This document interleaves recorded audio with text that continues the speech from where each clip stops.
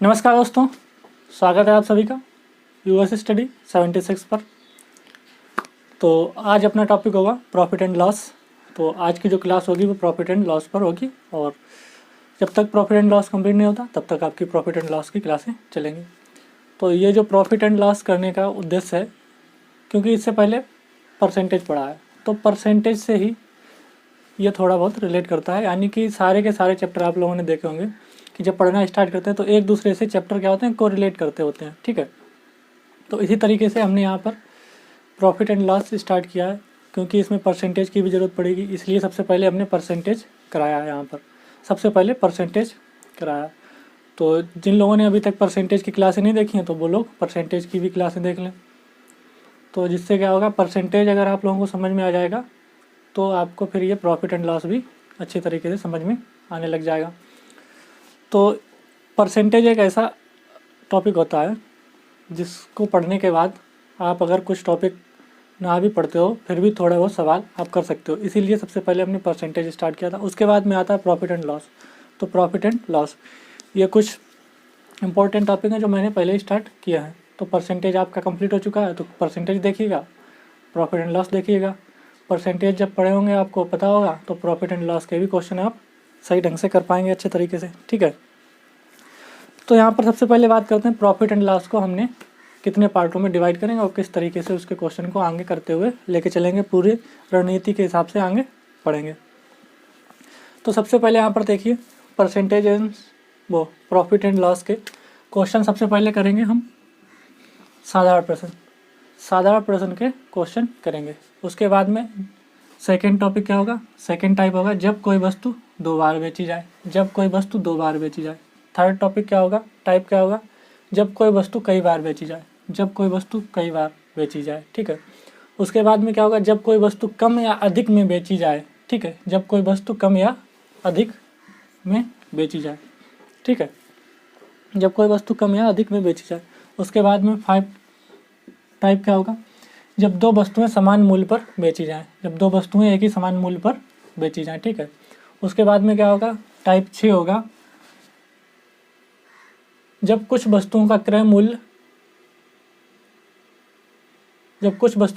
यहाँ पर गड़बड़ हो चुका है, जब कुछ वस्तुओं का क्रय मूल्य कुछ वस्तुओं के विक्रय मूल्य के बराबर हो। ये यहाँ से यहाँ आएगा, कुछ वस्तुओं का क्रय मूल्य कुछ वस्तुओं के विक्रय मूल्य के बराबर हो। ठीक है, उसके बाद में अन्य वस्तुओं के विक्रय मूल्य के बराबर हो, टाइप सेकंड। टाइप 8 है, जब रुपए ए में बी वस्तुएं खरीद कर रुपए बी में ए वस्तुएं बेची जाएं। ये टाइप 8 हो जाएगा, जब रुपए ए में बी के भाव से वस्तुएं खरीदी जाएं और रुपए डी के भाव से बेची जाएं। ये एक टाइप ये बनेगा। ठीक है,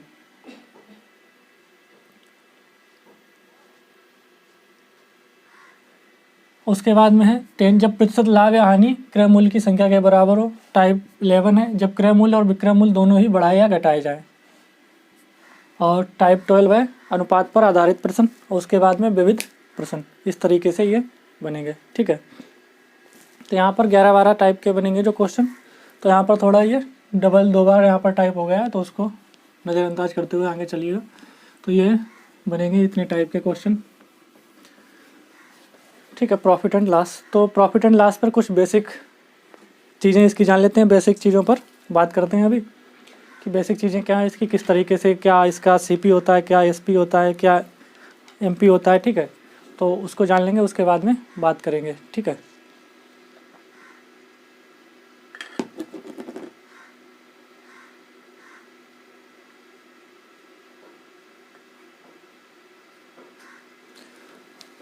तो इसकी कुछ चीज़ें जान लेते हैं, उस पर बात करेंगे। ठीक है, तो देखिएगा प्रॉफिट एंड लॉस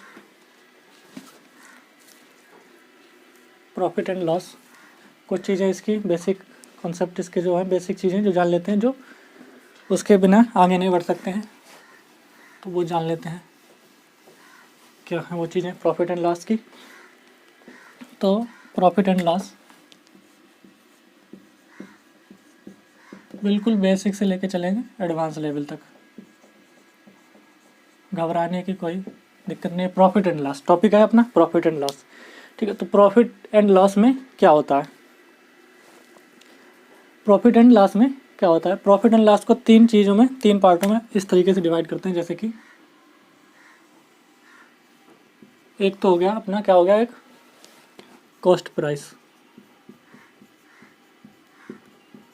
जिसे शॉर्ट फॉर्म में अपन लोग यूज करके चलेंगे सीपी, कॉस्ट प्राइस। एक हो गया यहाँ पर सेलिंग प्राइस,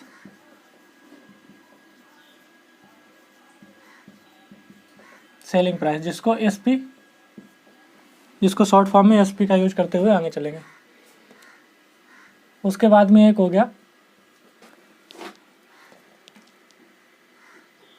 एक हो गया कॉस्ट प्राइस, इसको हिंदी में कहते हैं क्रय मूल्य। सेलिंग प्राइस, इसको हिंदी में कहते हैं विक्रय मूल्य।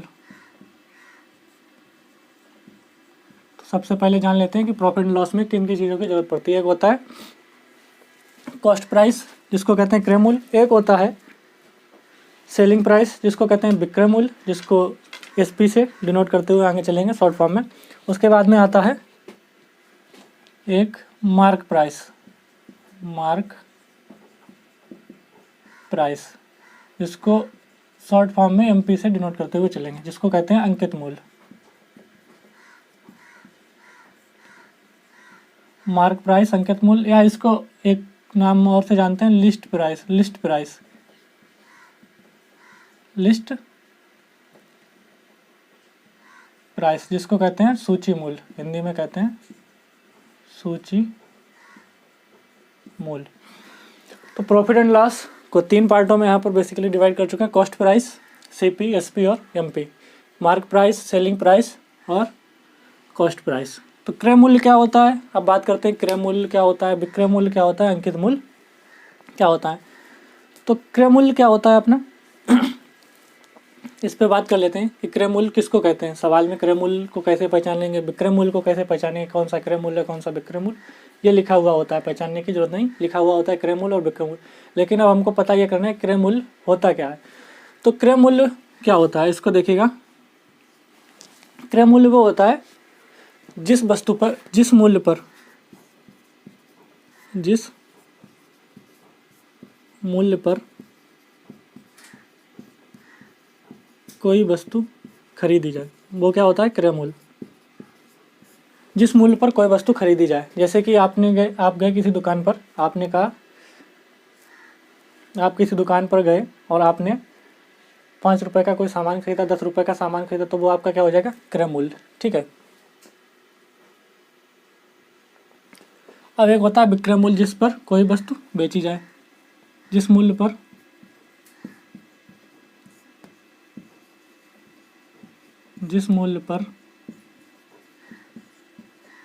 कोई वस्तु बेची जाए, जिस पर कोई वस्तु बेची जाए। फिर आता है अंकित मूल्य। अंकित मूल्य क्या होता है, अंकित मूल्य वो होता है जो मार्क प्राइस जो उसमें लिखा हुआ होता है, ठीक है। अंकित मूल्य होता है जैसे कि आप लोग देखते होंगे, अंकित मूल्य जो कोई भी प्रोडक्ट है उस पर अंकित किया हुआ, उसके रैपर पर अंकित हो कि ये यहाँ पर इतने रुपए का है, ठीक है। लेकिन क्रय मूल्य अलग हो सकता है, विक्रय मूल्य अलग हो सकता है और अंकित मूल्य अलग होता है।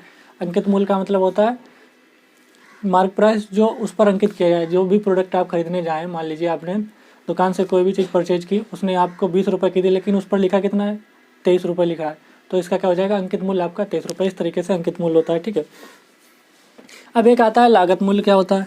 अब लागत भी समझ लें, लागत क्या होता है, ठीक है, कि लागत क्या होता है। तो लागत होता है जिस वस्तु पर, जिस मूल्य पर, लागत क्या होता है यहाँ पर, जिस मूल्य पर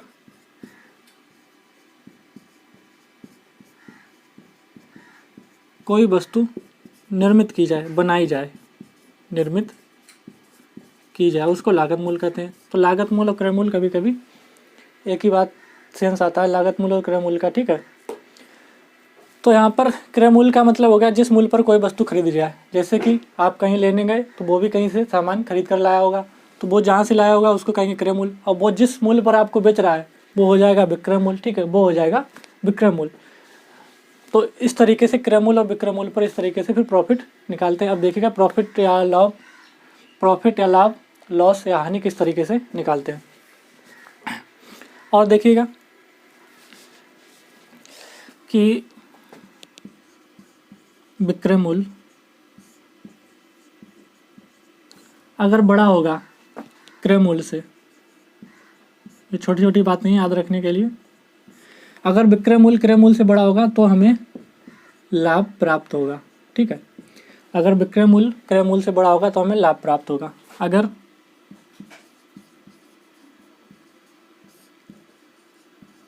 विक्रय मूल्य छोटा होगा क्रय मूल्य से, अगर विक्रय मूल्य छोटा होगा क्रय मूल्य से तो हमें हानि होगी। क्या होगी? हानि होगी। ठीक है, अगर विक्रय मूल्य बड़ा है, अगर हम कोई चीज़ 5 की ला रहे हैं 10 की बेच रहे हैं तो हमें इसमें क्या हो रहा है? लाभ हो रहा है। ठीक है, अगर हम कोई चीज़ 10 की ला रहे हैं और 5 की बेच रहे हैं तो हमें इस पर हानि हो रही है। तो ये क्रय विक्रय होता है। ठीक है, अब बात करते हैं कि लाभ निकालते कैसे हैं, लाभ को कैसे पता करते हैं कि कितना लाभ होगा। तो यहाँ पर देखिए लाभ निकालने का क्या तरीका होता है। टोटल प्रॉफिट या टीपी यानी टोटल प्रॉफिट, हम इसको इस तरीके से लिख रहे हैं। टोटल प्रॉफिट बराबर क्या होता है? टोटल प्रॉफिट बराबर होता है SP minus CP. Total profit बराबर क्या होता है? SP minus CP. ठीक है, और टोटल लॉस बराबर क्या होता है? टोटल लॉस बराबर क्या होता है? टोटल लॉस बराबर इसका उल्टा हो जाता है सीपी माइनस एसपी। तो यहाँ पर क्या होता है? टोटल प्रॉफिट क्या होता है? SP minus CP. Total loss बराबर क्या होता है? CP minus SP. ये आपको दो याद करने के लिए, ये आपको याद होने चाहिए। लाभ कैसे निकालते हैं, टोटल लाभ और टोटल प्रॉफिट किस तरीके से निकालते हैं। अब इनको हम थोड़ा साफ कर देते हैं, फिर आगे बात करते हैं फार्मूलों पर, जो इसके कुछ फार्मूले हैं, बेसिक फार्मूले। तो कभी कभी क्या होता है, जब ट्रिक काम नहीं करती है तो फार्मूले से ही सवाल को हल करना पड़ता है। तो सबसे इम्पोर्टेंट काम का है आपको फार्मूले आपको याद होने चाहिए। बेशक आप ट्रिक के द्वारा सवाल करते हो लेकिन आपको फार्मूले याद होने चाहिए। तो यहाँ पर देखिएगा, इसको रफ कर देते हैं, फिर फार्मूले देखते हैं।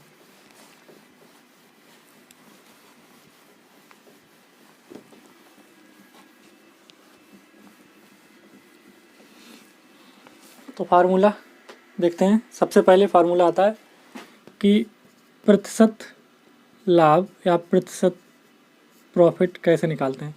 तो कोई भी चीज़ लाभ या हानि हम निकालते हैं, एक बात याद रखना, हमेशा जब भी हम लाभ या हानि निकालते हैं तो वो हमेशा सीपी पर निकालते हैं, क्रय मूल्य पर निकालते हैं। किस पर निकालते हैं?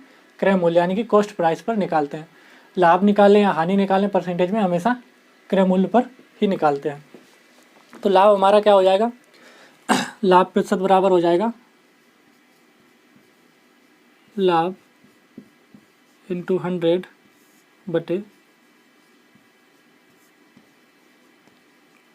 क्रय मूल्य, या इसको ऐसे लिख सकते हैं कि प्रॉफिट इंटू, इसको इस तरीके से लिख सकते हैं प्रॉफिट बटे सीपी इंटू 100। ठीक है, तो आगे से हम इस फॉर्म में सारे फार्मूले लिखेंगे। ये हिंदी वाला हमने समझा दिया, फिर सब इसी फॉर्म में लिखते हुए चलेंगे फार्मूले। ठीक है, अब हम बात करते हैं परसेंटेज लॉस पर, हानि पर, लॉस पर। तो हम क्या करेंगे, तो हमने बता दिया यहाँ पर लॉस बटे सीपी इंटू 100, फर्स्ट सेकेंड, ये फार्मूले आपको याद करने हैं। परसेंटेज प्रॉफिट या परसेंटेज लाभ बराबर प्रॉफिट बटे सीपी इंटू 100, परसेंटेज लॉस बराबर लॉस बटे सीपी इंटू 100, इस तरीके से निकालेंगे। ठीक है, इस तरीके से निकालेंगे। अब आगे बात करते हैं कुछ फार्मूलों पर और भी।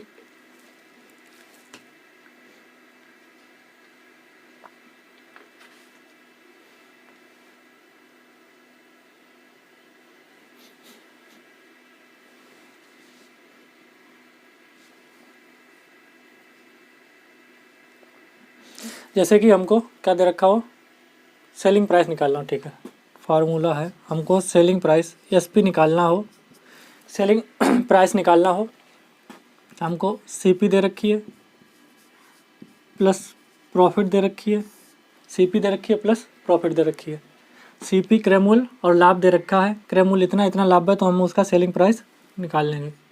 तो ये हो जाएगा इस तरीके से फोर्थ फार्मूला है, अगर हमको सीपी दे रखी है, वो क्या है, एसपी निकालना है, ठीक है, प्रॉफिट पर, फिर हमें एक बार एसपी निकालना है लॉस पर, तो ये क्या हो जाएगा, सीपी 100 माइनस लॉस बटे 100।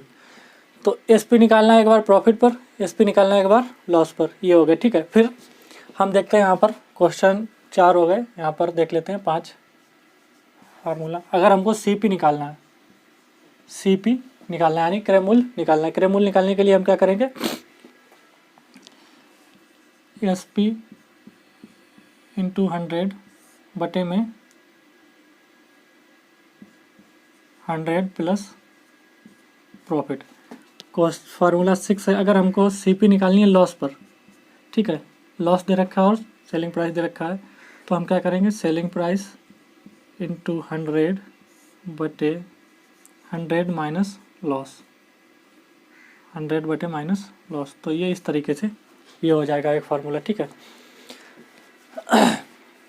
ये हो जाएगा एक फार्मूला। तो हमेशा याद रखना, प्रॉफिट और लॉस हमेशा क्रय मूल्य पर निकालते हैं, ये बात आपको हमेशा याद रखनी है कि क्रय मूल्य पर निकालते हैं, ठीक है। अब बात करते हैं हम कुछ कि डिस्काउंट किस पे दिया जाता है। अब हम बात करते हैं डिस्काउंट किस पे दिया जाता है। तो सबसे पहले बात करते हैं डिस्काउंट निकाला कैसे जाता है, ठीक है, डिस्काउंट निकाला कैसे जाता है। तो डिस्काउंट कैसे निकाला जाता है, डिस्काउंट निकालने का तरीका होता है यानी कि mark price minus selling price, discount आपका निकलेगा mark price minus selling price. जैसे कि मार्क प्राइस अगर हमने बताया अभी 25 रुपये है, ठीक है, सेलिंग प्राइस आप 20 रुपये कर रहे हो, तो कितने की छूट दी उसने, 5 की छूट दी, 5 की छूट कितने पर दी, 25 पर, ठीक है। और डिस्काउंट परसेंट हमेशा किस पर निकलता है, डिस्काउंट का परसेंटेज हमेशा किस पर निकलता है, डिस्काउंट का परसेंटेज हमेशा मार्क प्राइस पर निकलता है, डिस्काउंट का परसेंट हमेशा मार्क प्राइस पर निकलता है, ये याद रखना। अगर आप लोगों ने परसेंटेज पढ़ी होती तो अच्छे से समझ में आ जाता, अगर नहीं पढ़ी है तो पढ़ लेना, ठीक है। तो डिस्काउंट परसेंटेज हमारा हमेशा कब किस पर निकलता है, मार्क प्राइस पर, अंकित मूल्य पर, ठीक है। ये हो जाएगा डिस्काउंट परसेंट निकालने का फार्मूला।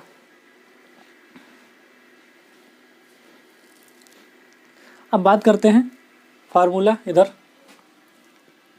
एक फार्मूला और है कि अगर डिस्काउंट दे रखा हो और मार्क प्राइस दे रखा हो तो हमको सेलिंग प्राइस कैसे निकालेंगे। सेलिंग प्राइस निकालने के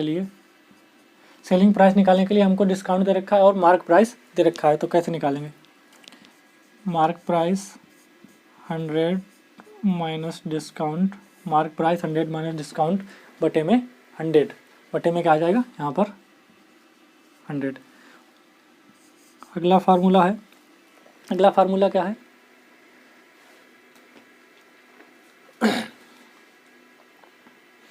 अगर हमको मार्क प्राइस निकालना हो, अंकित मूल्य निकालना हो, डिस्काउंट और सेलिंग प्राइस दे रखा हो, यानी कि हमको मार्क प्राइस निकालना हो, डिस्काउंट और सेलिंग प्राइस दे रखा हो, तो कैसे निकालेंगे तो हम क्या करेंगे, सेलिंग प्राइस बटे 100 माइनस डिस्काउंट इंटू 100, ठीक है। तो ये कुछ फार्मूले हैं, आपको याद करने ही करने हैं, मोस्ट इम्पॉर्टेंट याद करने के लिए। बेशक आप ट्रिक से सवाल करेंगे या करवाएंगे हम, लेकिन आपको ये याद होने चाहिए, ठीक है। तो फार्मूले यहाँ पर टोटल 9 फार्मूले हो गए हैं। तो एक बार फिर से रिवाइज कर देते हैं। अगर प्रतिशत लाभ निकालना है तो क्रय मूल्य पर निकालेंगे हमेशा, ठीक है। अगर डिस्काउंट निकालना है तो हम किस पर निकालेंगे, मार्क प्राइस पर, अंकित मूल्य पर। अगर डिस्काउंट निकालना है तो मार्क प्राइस पर निकालेंगे। तो ये फार्मूले हैं, चाहें तो आप लोग नोट कर सकते हैं।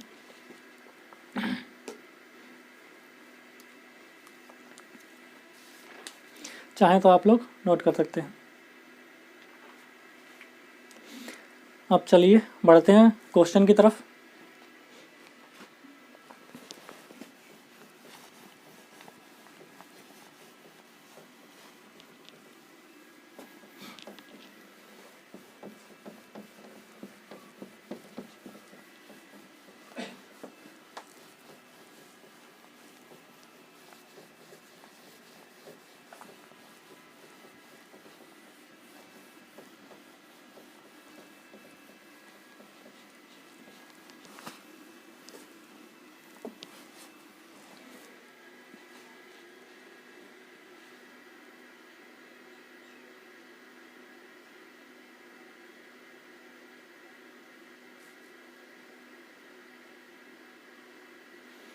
क्वेश्चन क्या है हमारा, चलिए देखते हैं क्वेश्चन।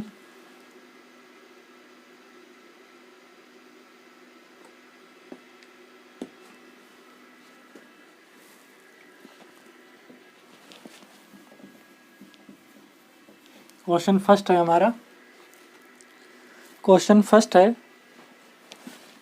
कि एक वस्तु रुपये 500 में खरीद कर रुपये 600 में बेच दी गई। इस सौदे में कुल लाभ तथा प्रतिशत लाभ ज्ञात कीजिए। दो चीज़ें निकालनी है कि कुल लाभ कितना हुआ तथा प्रतिशत लाभ निकालना है। तो अभी बताया था कुल लाभ के लिए क्या करते हैं। तो यहाँ पर देखिए एक वस्तु 500 में खरीद कर, यानी CP इसमें कितना दे रखा है 500, SP कितना दे रखा है 600। CP दे रखा है 500, SP दे रखा है 600। तो प्रॉफिट के लिए क्या बताया था अभी, प्रॉफिट के लिए अभी बताया था कि क्या करेंगे, SP माइनस CP कर देंगे, SP माइनस CP। तो ये 600 माइनस 500 यानी कि 100 रुपये का आपका प्रॉफिट निकल के आएगा। अब हमको चाहिए क्या, ये तो निकल के आ गया प्रॉफिट, अब हमको चाहिए लाभ प्रतिशत। लाभ प्रतिशत निकालने के लिए हम क्या करेंगे, परसेंटेज प्रॉफिट के लिए हम क्या करेंगे, परसेंटेज प्रॉफिट के लिए क्या बताया था अभी, क्या करना है, परसेंटेज प्रॉफिट के लिए फार्मूला बताया था कि प्रॉफिट बटे में CP इंटू 100। तो ये कितना आएगा, प्रॉफिट कितने का हुआ 100 का, CP कितने 500 इंटू 100। ठीक है, 0 से 0 कैंसिल, 5 से 100 20 बार, तो 20% की आपको इस पर प्रॉफिट हुई है। ठीक है, 20% की इस पर प्रॉफिट हुई है।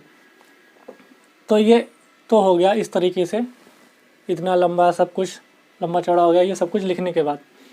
लेकिन जब आपको धीरे धीरे प्रैक्टिस हो जाएगी तो ये लिखने की ज़रूरत नहीं पड़ेगी, आप देखते ही बता दोगे 500 में खरीदी है 600 में बेच रहे हैं, यानी कि 100 रुपये की प्रॉफिट हो रही है। 100 रुपये की प्रॉफिट कितने पर हो रही है 500 पर। अगर आपने परसेंटेज पढ़ा होता तो आप सवाल की इतनी ज़रूरत नहीं पड़ती, आप तुरंत ही बता देते 500 यानी कि 600, 500 में खरीद कर 500 में खरीद कर 600 में बेच रहा है, यानी कि 100 रुपये की प्रॉफिट हो रही है। 100 रुपये एक्स्ट्रा मिल रहे हैं कितने पर 500 पर, तो 100 बटे 500 इंटू 100 करते आराम से 20% आ जाता। ठीक है, इस तरीके से तो इतना लिखने की ज़रूरत नहीं पड़ेगी, ये तो बस एक ही दो क्वेश्चनों में लिखने की ज़रूरत पड़ेगी, जिससे कि आपको आदत में आ जाए आपको कि CP क्या होता है, SP क्या होता है, प्रॉफिट परसेंट ये क्या होते हैं, ये समझ में आ जाए आपको। उसके बाद में आप डायरेक्ट करेंगे, देखेंगे क्वेश्चन और डायरेक्ट ही आप कर पाएंगे, इतना लिखने की ज़रूरत नहीं पड़ेगी। अगला क्वेश्चन देखते हैं।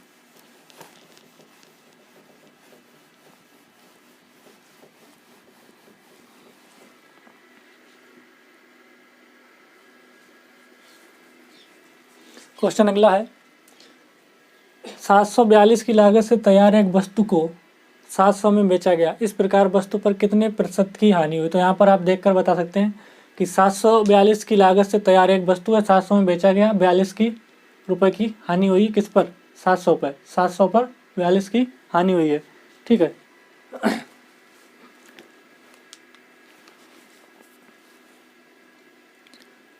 चलिए देखिएगा इस पे क्या है।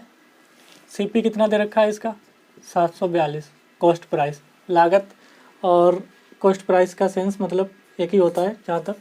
ठीक है, नहीं तो कभी कभी जब दे रखा होता है तो अलग अलग दोनों चीज़ें दे रखी होती हैं, लागत इतनी है और कॉस्ट प्राइस इतनी है। ठीक है, तो यहाँ पर देखिए CP इतना है, SP कितना है, SP है 700। तो अब लॉस निकालने के लिए फार्मूला बताया था CP माइनस SP, लॉस निकालने के लिए फार्मूला बताया था CP माइनस SP।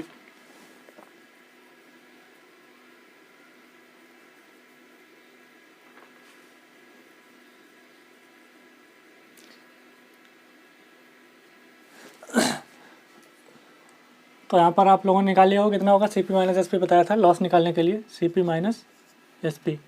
तो CP कितना है 742, SP कितना है 700, तो लॉस कितने 42 रुपये का लॉस हुआ है। ठीक है, अब परसेंटेज लॉस के लिए सबसे पहले बताया था लॉस बटे में CP इंटू में 100। तो इसको देखिएगा लॉस कितने का हुआ है 42 का, कितने पर CP कितनी है 742, 742 पर 42 का लॉस हुआ है इंटू में 100। इसको काटो पीटो आंसर आ जाएगा, इसको काट पीट कर करोगे तो आंसर कितना आ जाएगा, 5 सही 55/33%। 5 सही 55/33, 5 सही, इसका आंसर कितना आ जाएगा, गलत हो जाएगा। आंसर इसका आएगा 5 सही 35/53%। 5 सही 35/53% इसका आंसर आ जाएगा।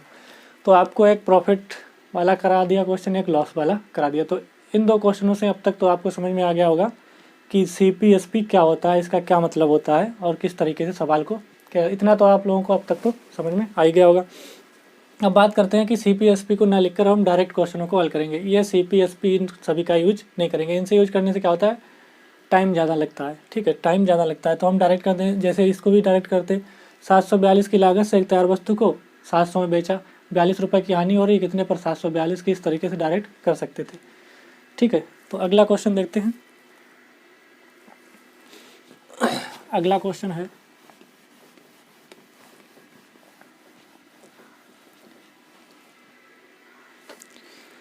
एक कुर्सी की लागत 180 रुपये आई है, उसे 216 में बेचने पर कितने प्रतिशत का लाभ हुआ। ठीक है, एक कुर्सी की लागत आई है, तो यहाँ पर देख सकते हैं कुर्सी की लागत कितनी है, यानी कि CP या SP, CP या लागत वही, एक ही सेंस 180 है, SP है 216, तो प्रॉफिट कितना हुआ होगा, 216 में से 80 का 36 का प्रॉफिट हुआ। कितने पर, परसेंटेज निकालने के लिए बताया था, CP पर लिखते हैं तो 36/CP 180 इंटू 100, 36 सेकेंड 36 पंचे 180 और 5 से 20 बार कट गया, 20% का लाभ हुआ है। ठीक है, 20% का लाभ हुआ। इस तरीके से ये क्वेश्चन हो जाएगा, 20% का लाभ हुआ। अगला क्वेश्चन देखते हैं।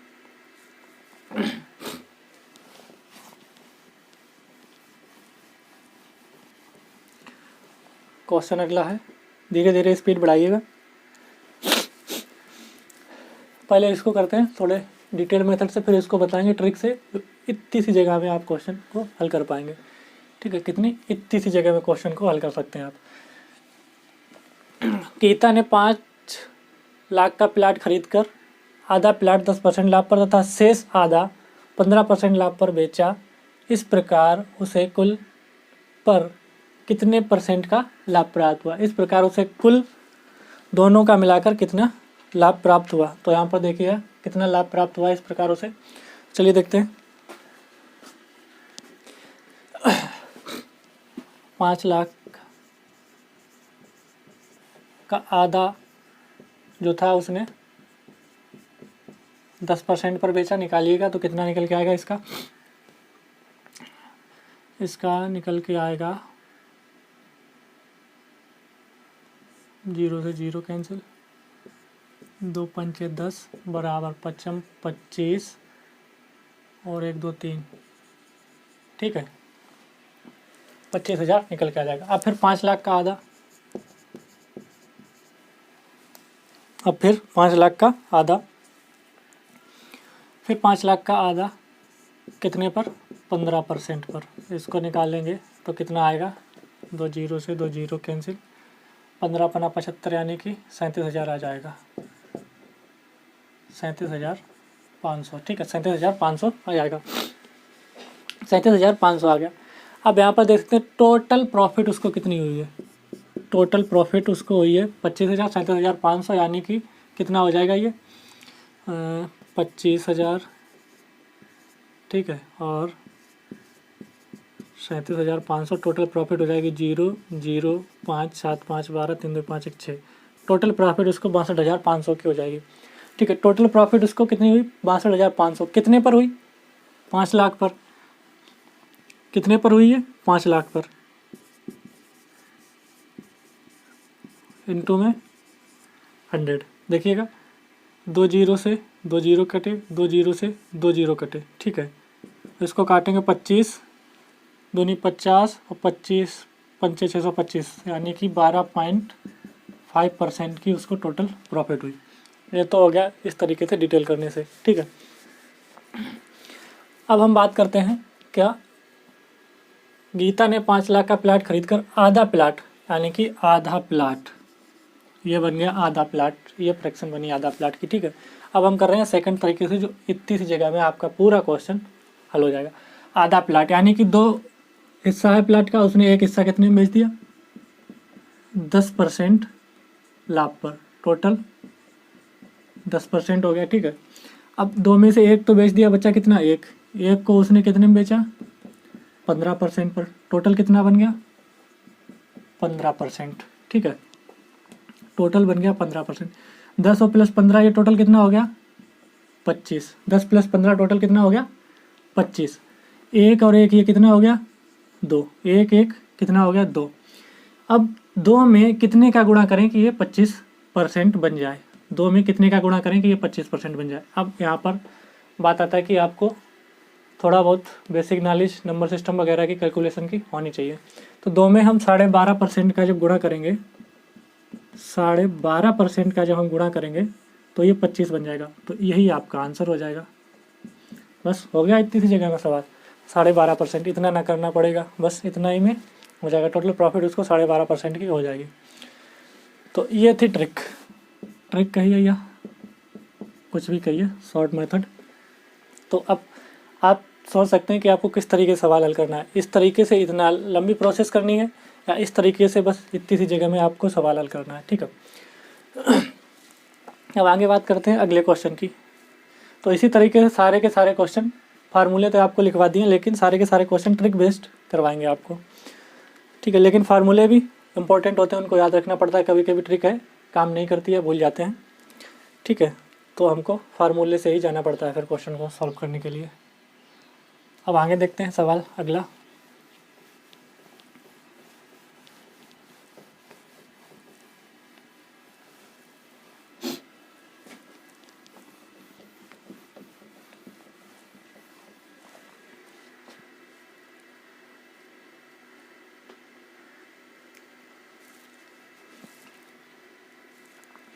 सवाल अगला है, एक व्यापारी ने 2 प्रकार की चीज़ों को प्रत्येक 10,000 की दर पर बेची। 2 प्रकार की चीज़ें बेची, प्रत्येक 10,000 पर बेची। उनमें एक पर उसे 20% हानि हुई, दूसरी पर 20% लाभ हुआ। तदनुसार उसे पूरे सौदे में उसे कितने प्रतिशत लाभ यहाँ पर तथा हानि हुई, लाभ तथा हानि हुई, यहाँ पर तथा होगा, लाभ तथा हानि हुई। ठीक है, तो इस टाइप के जब मिल जाए क्वेश्चन तो उसमें क्या करने, इसमें एक कॉन्सेप्ट है वो याद रखना हमेशा। क्या कॉन्सेप्ट है कि सेलिंग प्राइस फर्स्ट बराबर selling price two, selling price first और सेलिंग प्राइस टू बराबर हों दोनों। तो इसमें क्या होता है, जब सेलिंग प्राइस फर्स्ट और सेलिंग प्राइस टू दोनों बराबर हों, प्लस X% यानी कि X% का प्रॉफिट हो रहा हो, माइनस X% का लॉस हो रहा है। माइनस X का मतलब लॉस हो रहा है। ठीक है, या तो फिर माइनस X% का पहले लॉस हो रहा हो और प्लस X% का पहले प्रॉफिट हो रहा हो। तो इन दोनों केसों में क्या होता है, सदैव हानि होती है। ठीक है, सदैव हानि होती है। और निकालने के लिए फार्मूला क्या बनता है सदैव हानि को लिए, -X² अपॉन 100%, ये होता है इसका फार्मूला। ठीक है, अगर सेलिंग प्राइस फर्स्ट और सेलिंग प्राइस सेकंड दोनों सेम है, पहले X% का लॉस हो रहा है या पहले X% की प्रॉफिट हो रही है और दूसरे X% का लॉस हो रहा, प्रॉफिट हो रहा है या लॉस हो रहा है। ठीक है, तो इस तरीके में क्या होगा, सदैव हानि होगी। तो आपको देखते ही लाभ वाले ऑप्शन को एलिमिनेट कर देना है, लाभ वाले ऑप्शन को हटा देना है, हानि वाले बचे रहने दो। अब देखना है x बराबर यहाँ पर क्या है 20%, यानी कि दोनों सेम है। 20% की पहले हानि हुई है और 20% का फिर लाभ हुआ है। तो x बराबर 20 यानी कि 20 का स्क्वायर बटे 100। ठीक है, तो ये कितना हो जाएगा 400 बटे 100, 0 से 0 कैंसिल, तो बराबर क्या आ गया 4%। तो कितने की हानि होगी 4% की, तो 4% की हानि हो जाएगी। तो यहाँ पर 4% की हानि हो जाएगी। तो इस तरीके के सवाल जब भी आपको देखने को मिले कहीं भी आए तो इस तरीके से सॉल्व करना है सवाल को, अगर सेलिंग प्राइस फर्स्ट और सेलिंग प्राइस सेकंड दोनों सेम हो। तो आज की क्लास को इतना ही रखते हैं। आज की क्लास में बेसिक जितना था सारे फार्मूले सब समझा दिए, क्रय मूल्य और विक्रय मूल्य क्या होता है। तो आज की क्लास को यहीं तक रखते हैं, मिलते हैं अगली क्लास में, तब तक के लिए धन्यवाद सभी का।